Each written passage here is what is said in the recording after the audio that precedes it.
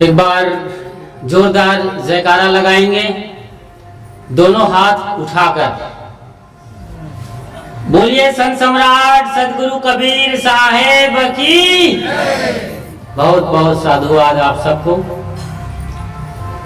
परम आराध्य पूज्यपाद श्री सदगुरुदेव जी इस कार्यक्रम के मुख्य प्रवक्ता के रूप में बाराबंकी संत समाज उत्तर प्रदेश से आए हुए सदगुरु श्री निष्ठा साहेब जी, मंच पर विराजमान नवापारा राजिम कबीर आश्रम से पधारे श्रद्धेय संत श्री विचार साहेब जी, कबीर तीर्थ मेला से पधारे हुए प्रमुख संत श्री पूज्य घनश्याम साहेब जी एवं मुदमंगलमय संत समाज साध्वी बहनों, उपस्थित आप सब सत्संग प्रेमियों एवं श्रद्धा मूर्ति देवियों और बड़े ही सौभाग्य से उपस्थित नन्हे मुन्ने बाल गोपालों। गुलाब का फूल आपने देखा है और पेड़ भी देखा है। एक आध फूल खिला होता है और उसके साथ कितने कांटे होते हैं, गिनती नहीं लगा सकते आप। कांटे किसी को पसंद नहीं है, हर किसी को फूल चाहिए, गुलाब चाहिए, खुशबू चाहिए, अच्छा सबको चाहिए। कांटा दुख, पीड़ा, हताशा, निराशा, तकलीफ और बुरा या फिर बुराई किसी को नहीं चाहिए। मगर हम क्या देते हैं ये हमें सोचना और समझना है कि हम किसी को फूल देते हैं कि कांटे देते हैं। हमारे जीवन को बड़ी बारीकी से झांकने वाले संत सम्राट सदगुरु कबीर साहेब आज से 600 बरस पहले कहे हैं इन बातों को लेकर। वो ना सिर्फ एक समाज सुधारक, कवि, सजग प्रहरी और कुछ और नाम ले उनका, लेकिन एक बात तय है कि वो हम सब के भीतर की पीड़ा को अच्छी तरीके से समझते थे और चाहते थे कि सब कोई उस आनंद के साथ जी सके जिसके लिए इस धरती तल पर हम सबका जन्म हुआ है। इसीलिए उन्होंने एक दो लाइन बोला है जिसे आप लोग दोहा कहते हैं। गोस्वामी तुलसीदास जी जो कबीर साहब के बाद में हुए, उस दो लाइन को दोहा कहते थे, लेकिन सदगुरु कबीर साहब साखी कहते थे। साखी आखी ज्ञान की, क्या कहते हैं? साखी आखी ज्ञान की, समुझ देख मन माही, बिन साखी संसार का झगड़ा छूटत नाही। उस दो लाइन उसको दोहा कहा जाता है। साखी कहते हैं, साखी मतलब साक्षी, गवाह, सबूत, प्रमाण। तो उनकी वाणियां प्रमाण है, आपके जीवन की वो सारी कहानी बता देते हैं। आजकल बड़े बड़े शहरों में सभाएं होती हैं, वेबिनार, सेमिनार। आजकल मोबाइल का जमाना है, जैसे कि हमारा भी एक चैनल है खुशहाल जिंदगी, जिसमें हजारों लोग रोज जुड़ते हैं और देखते रहते हैं तमाम सत्संग, प्रवचन, भजन को। तो ऐसे एक वेबिनार होता है, तो एक सभा होती है हाल के अंदर में, वहां पर लोग चर्चा करते हैं और हजारों लोग बाहर जूम मीटिंग जैसे एप्लीकेशन के जरिए जुड़ करके देखते रहते हैं। उसको वेबिनार कहते हैं। सभा के अंदर हजारों लोग बैठे हों और कोई एक बोल रहा हो मंच पर, उसको सेमिनार कहते हैं। तो सेमिनार, वेबिनार में लोग 2-2 घंटे, 3-3 घंटे तक बात करते हैं। बताइए 2 घंटे 3 घंटे कितनी सारी बातें हो जाती हैं। साहब उसको 2 सेकंड में खत्म कर देते हैं। उतनी बड़ी सभा को 2 सेकंड में 2 लाइन में समेट देते हैं और उसे वो साखी कहते हैं। साहब ने क्या कहा है फूल और कांटे को लेकर के, जिससे मैंने चर्चा शुरू की थी, गुलाब के फूल, पौधे और कांटे को लेकर। साहब कहते हैं, जो तो को कांटा बोए ताही बोए तो फूल, तो को फूल है वाको है त्रिशूल, कबीरा वाको है त्रिशूल। जो तो को कांटा बोए, कितनी मार्मिक बात कर रहे हैं। इसीलिए साहब जी यानी सदगुरु कबीर साहब गांव गांव में जाने जाते हैं, पूजे जाते हैं, उसकी प्रार्थना होती है, पूजा होती है, पाठ करते हैं उसके नाम पर, चौका आरती का आयोजन होता है। कोई भी मत मजहब परंपरा का हो, चाहे वो राधा स्वामी वाला हो जो कि कबीर पंथ से ही निकला हुआ अंश है, उसके अलावा ओम शांति वाले, गायत्री परिवार, निरंकारी और भी समाज में जो तमाम समाज है यानी कि जो पंथ है, परंपरा है, हिंदू, मुस्लिम, सिख, ईसाई, इसके अलावा और भी बाहर विदेश में सब जगह सदगुरु कबीर साहब को बड़े जोरदार ढंग से पढ़े जाते हैं, समझे जाते हैं, क्योंकि वो एकदम जीवन की सरल बात करते हैं, सहज बात करते हैं। उनकी बातें 2 और 2 4 जैसी हैं, उसमें कोई टेढ़ापन नहीं है, कोई घुमाव नहीं है, कोई पांडित्य नहीं है जो संस्कृत निष्ठ भाषा बोलते हो। आपके गांव देहात की वो बोली और भाषा में बात करते हैं, एकदम फक्कड़ अक्खड़ और सदुक्कड़ उनकी शैली थी बोलने, बताने और जीने की। तो साहब कहते हैं जो तो को कांटा बोए ताही बोए तू फूल।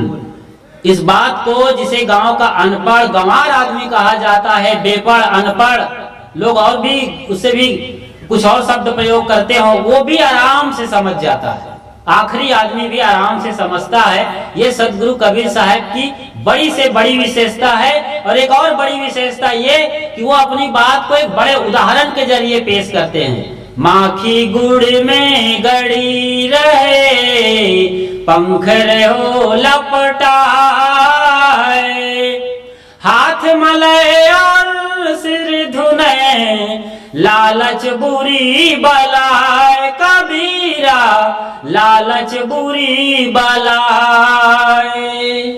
हमने कब नहीं देखा है दुकानों में, सेठ के गोदामों में बारिश के सीजन में गुड़ को पिघलते हुए? नहीं देखा है क्या? सबने देखा है, आज भी देख सकते हैं। लेकिन उसमें मक्खी बैठती है और कैसे लथपथ होती है, हाथ मलाए और सिर धुनाए। मक्खी को देखना तो मुंह के सामने हाथ ऐसे रगड़ती रहती है, फिर सर उठाकर उसके ऊपर हाथ को ले जाकर रगड़ती रहती है, हाथ मलाए और सिर धुनाए, लालच बुरी बलाए। मक्खी कोई बेवकूफ नहीं है जी, और मक्खी को कबीर साहब समझा भी नहीं सकते। विज्ञान का कोई टेक्नोलॉजी नहीं है, कोई सिस्टम नहीं है, कोई ऐसा आया नहीं है कि उसके तहत आप मक्खी को समझा सके। दरअसल हम लोग ही वो खक्खी मक्खी हैं जिसको सदगुरु समझाना चाहते हैं। लालच मत करो, लालच से बाहर निकलो। तो कितना बड़ा उदाहरण देते हैं साहब। और यहाँ इस दोहा में, इस साखी में क्या कह रहे हैं? जो तो को कांटा बोए, जो तुम्हारे लिए कांटा बोता हो, तुम्हारी निंदा चुगली करता हो, तुम्हारे लिए वो बिछाते नहीं है। अभी कुम्हड़ा का फूल आएगा, फिर लोग उसे, आपने देखा होगा इसी सीजन में तमाम साग भाजी पैदा होते हैं, उसके फूल आते हैं। तो मैंने पहले देखा कि लोग गांव के बाहर पगडंडी में या मेड़ में उस फूल और पत्ती को या छोटे छोटे कुम्हड़ बतिया को, अभी छोटे छोटे कुम्हड़े के फल को वहां रख देते हैं और चंदन बंदर लगा करके, नींबू काट करके, गुलाल रंग डाल करके, धागा आगा लपेट करके, कि मतलब उसका खटिया रेंग ही जाए। ऐसे ही गाली देते हैं, खटिया रेंगे तो रोना पड़े। अच्छी बात है भाई, कोई खटिया रेंगना शुरू कर दे। अभी तक तो नासा वालों ने भी ऐसा प्रयोग नहीं किया है कि बिना रिमोट के कोई खटिया रेंगा दिया हो। खटिया रेंगने लग जाए बड़ी बात है, मतलब उसकी मौत हो जाए। ऐसा कोई अनिष्ट करता हो तो भी साहब कहते हैं कि जो तो को कांटा बोए ताही बोए तू फूल। उसके लिए तुम्हें फूल बोना चाहिए, अच्छा करो उसके लिए। क्यों कि तो को फूल है, ये बात समझ में आ गई ना। तो आज के बाद आप लोग कभी किसी का ना तो रोना पारेंगे, ना खटिया रेंगाएंगे, ना और जितने भी गाली गलौज देते होंगे आप लोग, चाहे आप लोग यानी माता बहनें हो चाहे भाई बंधु, यदि आपका किसी से झगड़ा होगा, किसी से दुश्मनी होगी, किसी को आप दुश्मन मानते हो, तो आज के बाद वो दुश्मन, इस साखी को जब तक मैं खत्म करूंगा आने वाले 10-15 मिनट के अंदर अंदर, तब तक आपका दुश्मन इस दुनिया से खत्म हो जाएगा, यदि आप मुझे सही तरीके से सुनेंगे। और मुझे का मतलब इस सत्य को जो कबीर साहब बोल रहे हैं, वो सत्य कबीर साहब के मुंह से निकला है। फिलहाल मेरी आवाज उसमें शामिल है, वो सत्य सदा से है। उस सत्य को आप सुनेंगे, भीतर जाने देंगे, बिना किसी रुकावट के यहाँ दिल में उतरने दीजिए, तो आपका दुश्मन आज बिना मारे मर जाएगा। आपका कोई दुश्मन नहीं रहेगा आज के बाद। वही बात साहब बोल रहे हैं कि जो तोको काटा बोए ताही बोए तू फूल, क्योंकि तोको फूल को फूल है, वाको है त्रिशूल।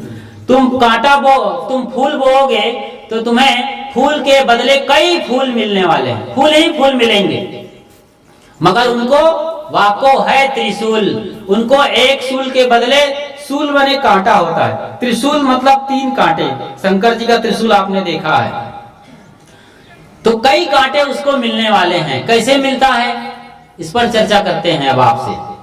आप कुएं में जाके चिल्लाइए, ऐसे थोड़ा झांक लीजिए, उसका चबूतरा बना रहता है, हल्का सा झुकिए, ज्यादा मत झुक जाना, हल्का सा झुकना और कुएं में चिल्लाना जोर से। एक बार गधा, तो कई बार गधा गधा का इको होगा कि नहीं? और आप फिर वहीं उसी में झांक कर चिल्लाइए गणेश, तो कई बार गणेश गणेश सुनाई देगा। आप एक बार चिल्लाते हैं, आप जिम्मेदार हैं चिल्लाने के लिए, गधा चिल्लाते हैं कि गणेश, जो चिल्लाएंगे वो बार बार रिपीट होगा, आपको सुनना पड़ेगा। तो एक बार देते हैं इनपुट तो आउटपुट कई बार आपको लेना पड़ेगा, आपको कई बार मिलेगा। यही काम है संसार में। आप जो भी दिए हैं, जो भी बीज बोए हैं, बोया पेड़ बबूल का तो आम कहां से खाए, ये भी सदगुरु कबीर साहब की वाणी है। यही मैं कह रहा था कि सदगुरु कबीर साहब को हर मत मजहब और परंपरा, न सिर्फ हमारा छत्तीसगढ़, पूरा हिंदुस्तान, पूरा भारतवर्ष और पूरी दुनिया में उनको सुना जाता है, पढ़ा जाता है। सदगुरु अभिलाष साहब की लिखित किताबें जर्मनी के यूनिवर्सिटीज में पढ़ाई जाती हैं, यूरोप के कई कंट्रीज हैं जहां पर उनके ऐसे किताबों का पढ़ाया जाता है। जैसे जर्मनी का मैक्स मूलर यहाँ तो आया नहीं था, लेकिन उन्होंने यहाँ के वेदों पर, धर्म ग्रंथों पर काम किया है।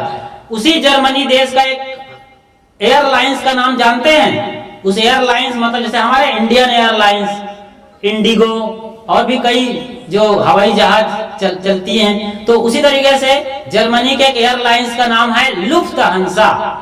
बढ़िया नाम रखा है, लुप्तहंसा, मतलब ऐसा हंस जो अब लुप्त हो गया। कभी मानसरोवर हिमालय में बताते हैं कि हंस रहा करता था, हंस। और कबीर साहब ने कितनी बार बीजक में हंस कहा है, पढ़िए बीजक आप समझ जाएंगे। हंस मतलब निर्छीर विवेक करने वाला चेतन जीव जो मेरे भीतर बैठा है वो बोल रहा है, आपके भीतर बैठा है वो सुन रहा है। मैं एक शब्द भी गलत बोल दूंगा यहाँ पर तो आप पकड़ लेंगे कि बाद में पूछेंगे साहब आपने ऐसा गलत गाली क्यों बोला, ऐसा असभ्य भाषा आप कैसे बोल दिए, मन से आप पकड़ लेंगे। तो पकड़ने वाला है ना, वही हंस है। हंस के सामने दूध दिया जाए पानी मिला के तो दूध ले लेता है, उसकी चोंच में खटास होती है, दूध फट जाता है, वो साथ छेना ले लेता है, मक्खन वाला हिस्सा, और पानी छोड़ देता है। तो जर्मनी का एक एयरलाइंस का नाम है लुफ्थहांसा। कितनी बड़ी बात है, हमारे यहाँ हंस के नाम से कोई एयरलाइंस नहीं चलता। अभी कह रहा था मैं, कैसे लोग समझते हैं पूरी दुनिया में उनकी बात को, इतनी सरल बात कौन नहीं समझेगा। बोया पेड़ बबूल का तो आम कहां से खाए, और कबीर कमाई आपनी निष्फल कबहू न जाए।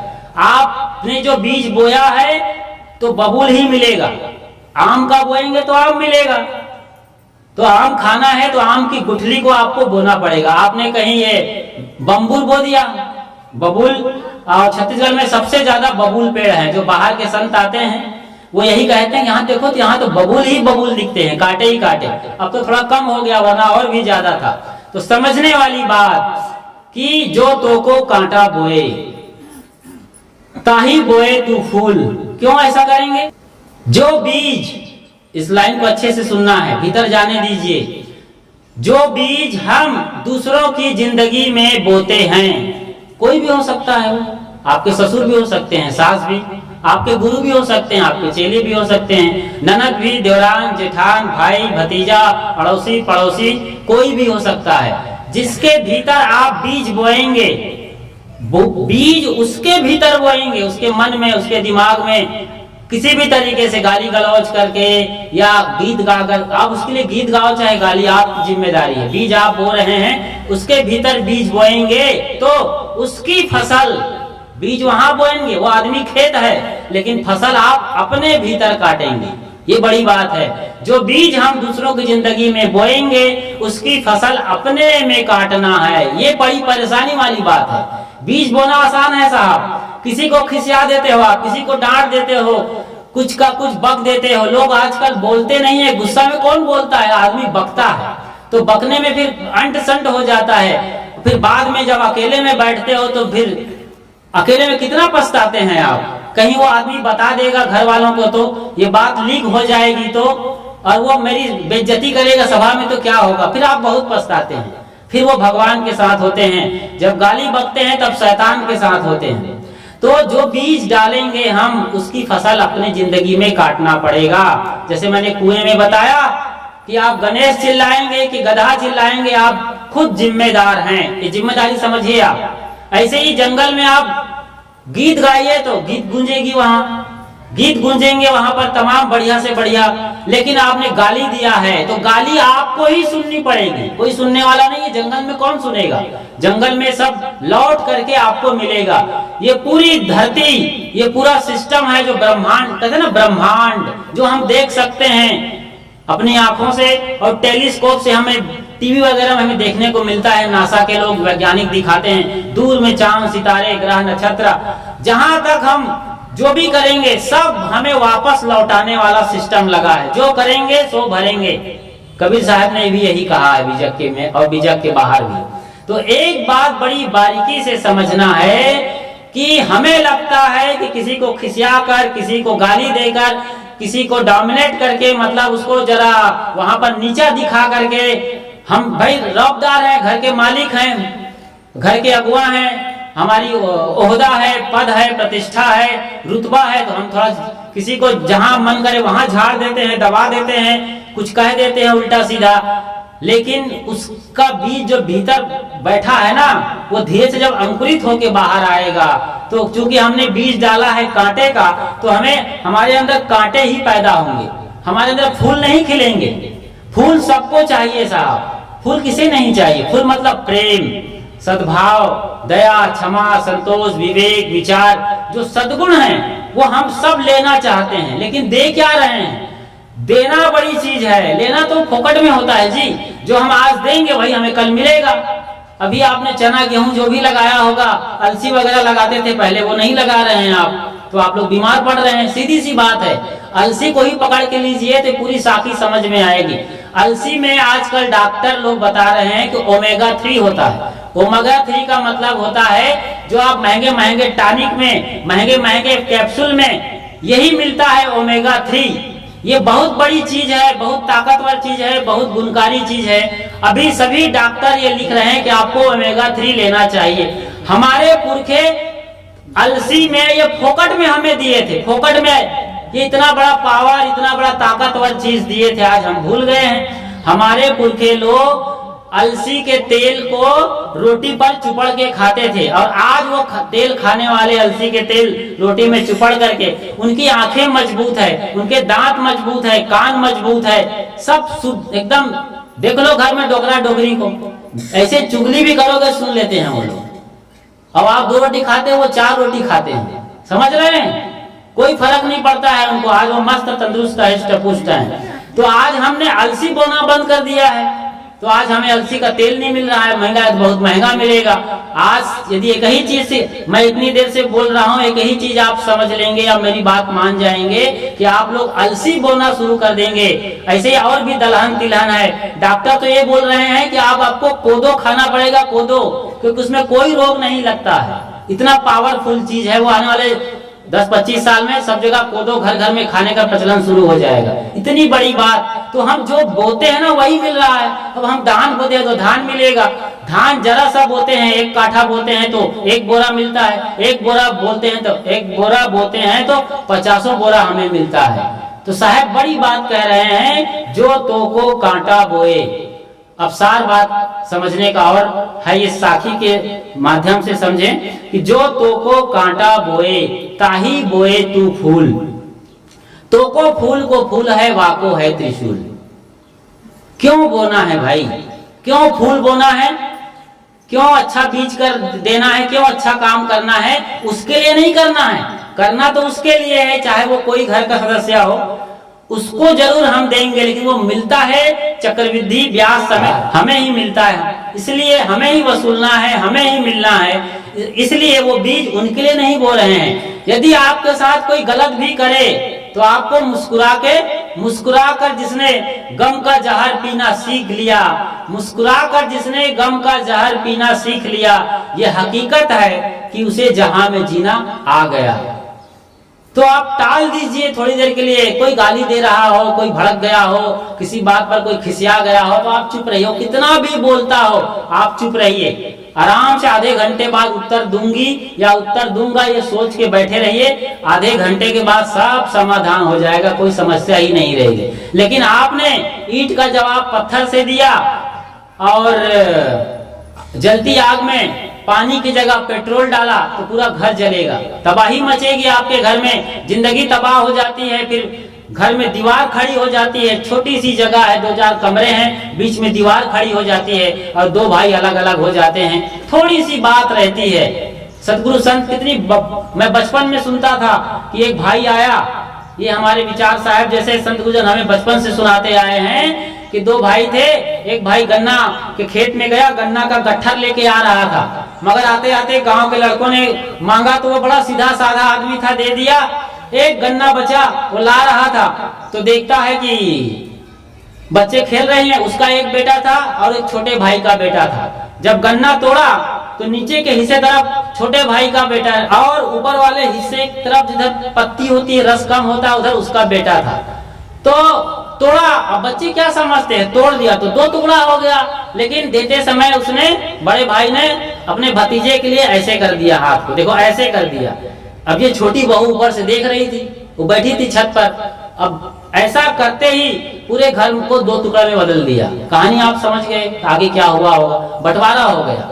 कहा छोटे भाई ने, बड़े भाई साहब आप तो सारा घर संभालते हैं और आपको गन्ना में छोटी सी चीज में आपको मेरा भाई और भतीजा नजर आता है, भाई भतीजावाद चल रहा है, तो आप तो पता नहीं सारा बजट संभालते हो, क्या क्या नहीं करते होगे और घर 2 टुकड़े में बट गया। ये छोटी छोटी कहानियां आप सब जानते हैं, समझते हैं। ऐसा विशाल हृदय का मालिक बनिए कि ऐसी चीजें आपको ना करना पड़े। एक संत हुए हैं हमारे, उनके जीवन की कहानी सुना के मैं विदा लेता हूँ। उनका एक चेला था, तो उस चेले की कहानी है, ये सच्ची कहानी है। और तो चेला को सेठ आदमी था, तो किसी ने उधार लिया होगा, 40,000 रुपए उधार ले लिए, दे दिया। कोरोना की पहले की घटना है, 4-5 साल पुरानी। तो अब उधार देना तो बहुत आसान है साहब इस दुनिया में। उधार आप दे सकते हो, लेकिन उधार लेने के लिए आपको जूता ही नहीं नाक भी रगड़ना पड़े तो कोई आश्चर्य नहीं है। उधार लेना आसान काम नहीं है। ऐसे लोग हैं यहाँ, ऐसे ऐसे घाघ लोग बैठे हैं, ऐसे ऐसे कि आपको खून पी जाएंगे मगर आपका उधार देने वाले नहीं है। कुछ लोग ऐसे होते हैं, ऐसे ज्यादा लोग ना हो, अच्छी बात है। तो उधार दे दिया। अब वो उधार लेने वाला कभी पटाने का नाम ही नहीं लेता था। जब कभी भी बाजार में कहीं सभा में मिलता तो बगल से निकल जाता, चेहरा उधर घुमा लेता था। बड़ी मुसीबत। अब ये भी भड़कने लगा, इसके अंदर भी क्रोध जागने लगा, साला देता ही नहीं है, ऐसा है फलाना ढिमाका। वो भी कुछ प्लानिंग करने लगा कि कुछ कैसे किया जाए, कुछ रिपोर्ट करें कि कोर्ट कचहरी में इसको घसीटे, ये प्लानिंग चलने लगी। अपने गुरुजी के पास गया, साहब ऐसे ऐसे करते हैं। गुरुजी ने कहा देखो बेटा, एक काम करना, जब भी वो तुम्हें बाजार में कहीं मिले, नजर मिलने जैसे ही नजर मिले एक छोटा सा काम करना, हाथ जोड़ लेना और मुस्कुरा लेना। बोले बस एक छोटा सा काम करना, हाथ जोड़ना और मुस्कुराना।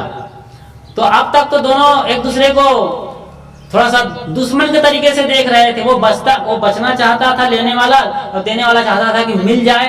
वो नजरें नहीं मिलाता था, भाग जाता था, तो गुस्से में रहता था। तो दोनों में तनातनी का माहौल चल रहा था। फिर एक दिन किसी तरीके से बाजार में दोनों मिल गए, कहीं जा रहे थे, मुठभेड़ हो गई, दोनों की नजरें चार हो गई।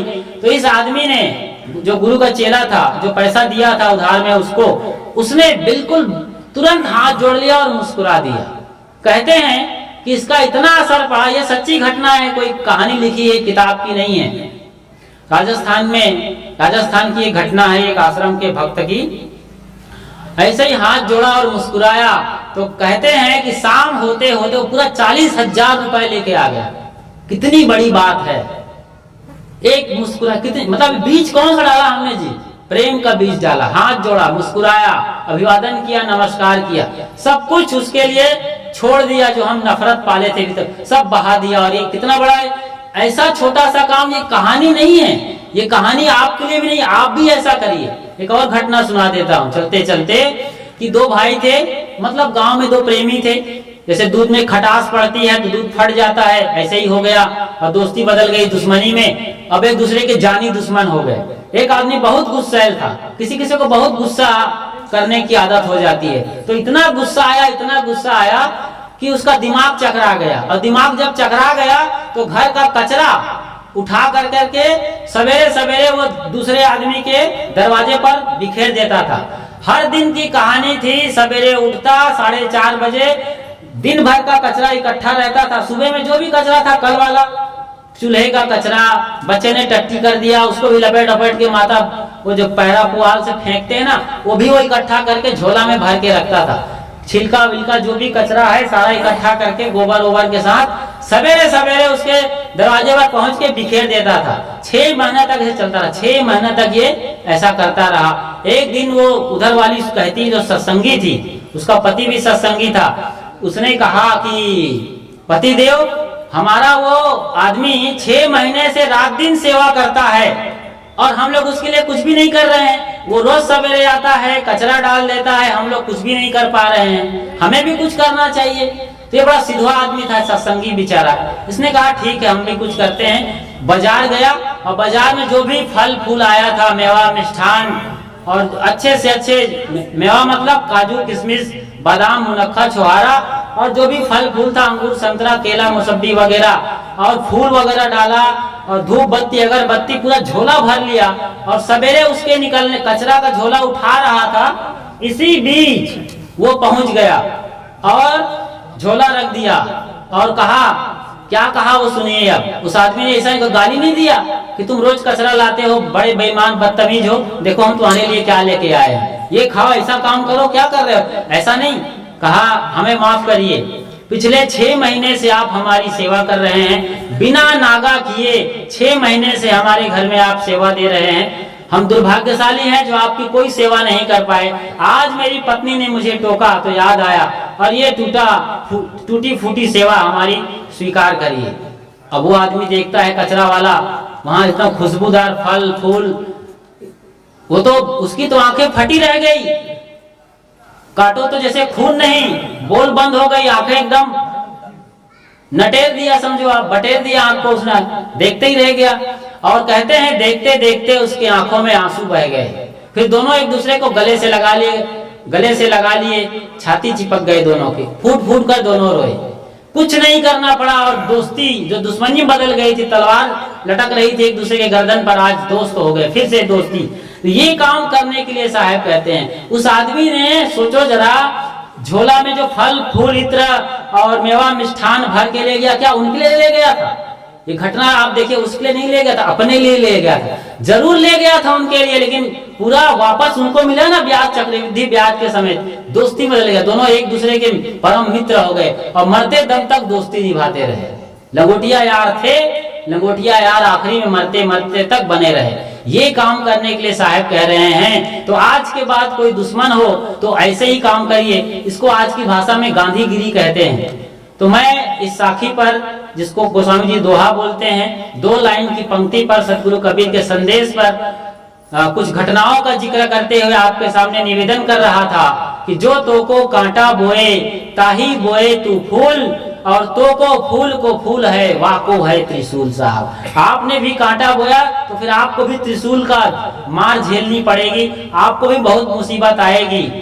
और एक साफ बात और निकल के आती है कि आज जो हमारी जिंदगी है, आज मैं जैसे जी रहा हूँ, आज जो मेरी घर की स्थिति है, जो मेरे बड़े बुजुर्ग हैं, नाती पोते बच्चे जो भी हैं, आप सब सोचिए, जो भी हमारे घर में जो भी कंडीशन है, उस खास तौर से मेरे साथ सोचिए, अपने साथ सोचिए, जो भी मेरे साथ आज हो रहा है उसकी जिम्मेदारी पूरी मेरी है साहब, मेरी और मेरी, क्योंकि मैंने वही बीज बोया है, उसकी फसल आज मैं काट रहा हूँ या फिर काट रही हूँ। तो इस बात को आप समझ गए होंगे और मैंने कोशिश की टूटी फूटी अपनी भाषा में और किसी को कुछ चोट लगी हो तो हमें माफ करेंगे, लेकिन आप इस बात को आज समझिए और जो बचा हुआ शेष जीवन है उसको खुशियों के साथ, उत्सव के साथ, आनंद के साथ जीना शुरू करिए और सबको माफ करिए, सबको फूल दीजिए, सबके भले के लिए करिए, सबके साथ अच्छा करिए, मुस्कुराइए, क्योंकि हम जिंदा हैं।